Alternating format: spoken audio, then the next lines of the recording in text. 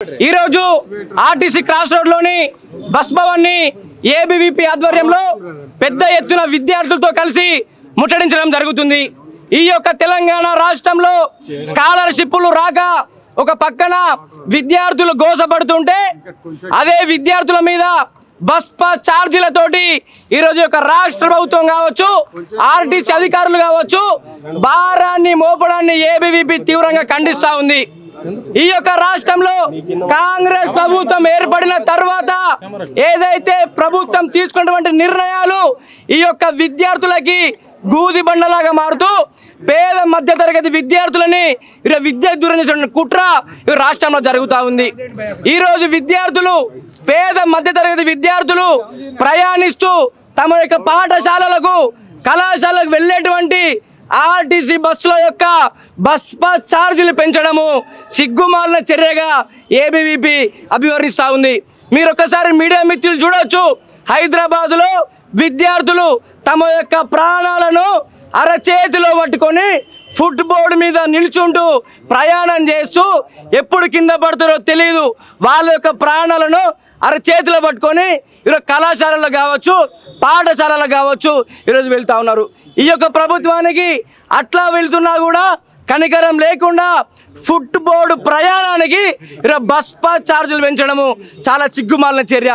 మేము ఒకటే అనుకుంటా ఉన్నాం, వీరు ప్రవేశపెట్టినటువంటి ఫ్రీ బస్ పథకం యొక్క నష్టాన్ని భర్తీ చేయడానికే మాలాంటి పేద మధ్యతరగతి విద్యార్థుల మీద భారం మోపుతారని చెప్పేసి మేము చెప్తా ఉన్నాం। మీకు అంత విద్యాశాఖ మీద అంత చిత్తశుద్ధి ఉంటే మొదటగా విద్యాశాఖ మంత్రిని నియమించండి, పెండింగ్లో ఉన్నటువంటి స్కాలర్షిప్లను రిలీజ్ చేయండి। ఇవన్నీ కాక కేవలం విద్యార్థులని ఉన్నత విద్యకు దూరం చేసేటువంటి కుట్ర ఈరోజు తెలంగాణ రాష్ట్రంలో జరుగుతూ ఉంది।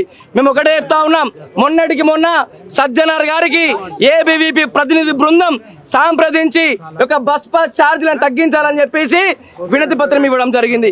దాని మీద ఇప్పటి వరకు ఎటువంటి స్పందన లేదు, సజ్జనార్ గారి నుంచి ఎటువంటి ఆన్సర్ రాలేదు। మేము ఈరోజు ఒకటే చెప్తా ఉన్నాం, సజ్జనార్ గారు బయటికి రావాలి, మాకు సమాధానం చెప్పాలి, మేము ఇచ్చినటువంటి వినతి పత్రం పైన ఏం డెసిషన్ తీసుకున్నారో ఏం నిర్ణయం తీసుకున్నారో విద్యార్థులందరికీ కూడా ఇక్కడికి వచ్చి చెప్పాలి। సజ్జనార్ గారు వచ్చేంత వరకు ఇక్కడ నుంచి లేచేది లేదు, మేము కదిలేదు లేదు। రాబోయే రోజుల్లో బస్ పాస్ ఛార్జీలు తగ్గించకుండే పెద్ద ఎత్తున ఉద్యమం చేస్తామని చెప్పేసి కూడా మేము తెలియజేస్తూ ఖబర్దార్ ప్రభుత్వ అధికారులారా।